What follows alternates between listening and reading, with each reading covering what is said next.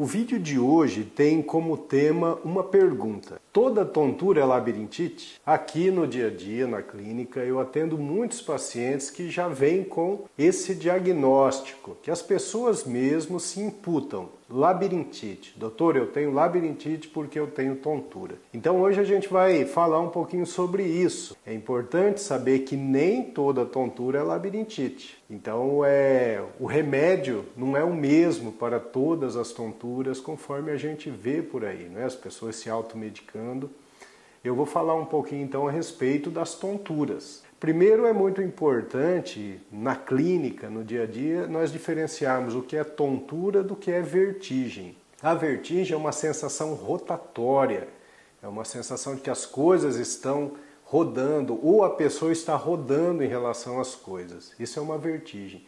A tontura é mais um distúrbio de equilíbrio mesmo, é uma instabilidade de postura, mas cabe ao médico conversando com o paciente, definir se é uma tontura, se é uma vertigem. Tontura ou vertigem não são doenças, na verdade elas são consequência de uma determinada patologia, que pode até ser a labirintite, mas existem outras causas. Então aqui eu vou falar sobre as principais causas de tontura.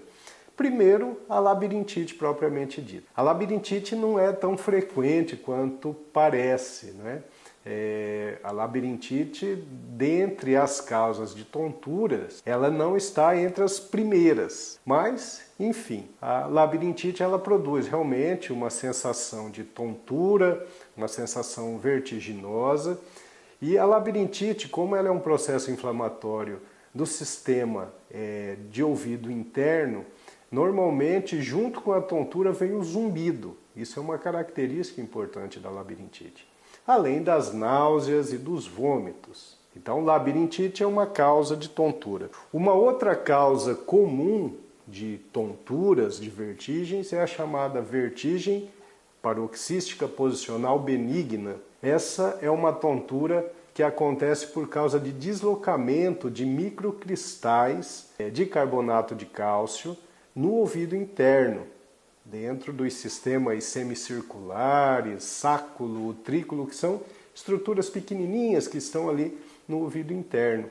Essa tontura, então, ela é muito forte. As pessoas observam que ela piora ao mover a cabeça. Então, o indivíduo vai deitar para um lado e aí tudo roda. Aí vem náusea, vem vômito associado. E o interessante é que essa tontura da vertigem posicional paroxística benigna é uma tontura que tem uma latência relativamente curta. O que significa isso? É que o indivíduo movimenta a cabeça, tem a sensação rotatória e ele ficando ali quietinho, essa tontura passa. Essa latência entre crise de tontura e parar a tontura.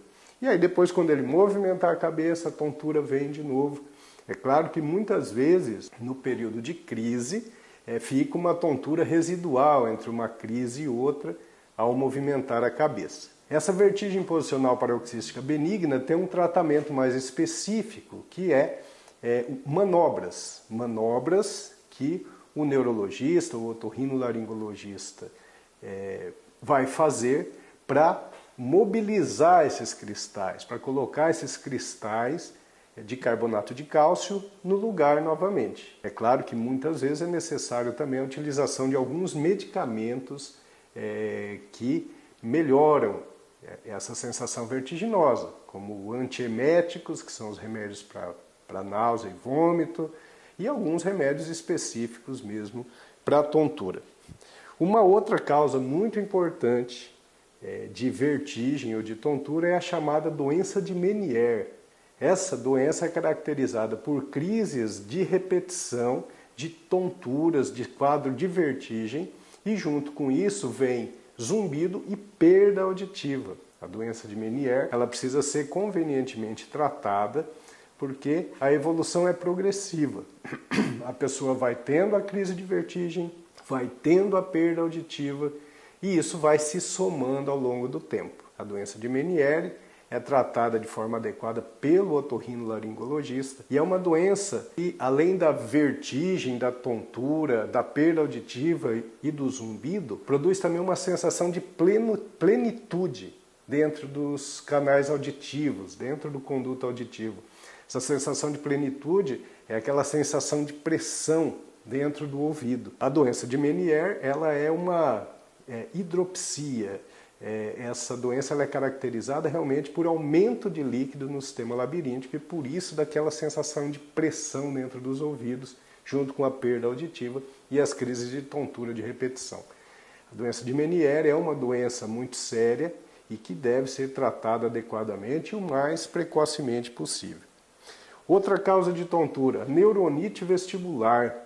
Essa neuronite vestibular normalmente ela surge depois de alguma infecção viral, geralmente uma gripe mais forte ou às vezes uma infecção de ouvido, e aí há uma inflamação do sistema labiríntico, ali através do nervo vestibular, o nervo vestibular fica irritado e começa a haver também as tonturas, as crises vertiginosas, muitas vezes com náuseas e vômito. Bom, nós temos também a enxaqueca vestibular, que é uma causa importante de tontura.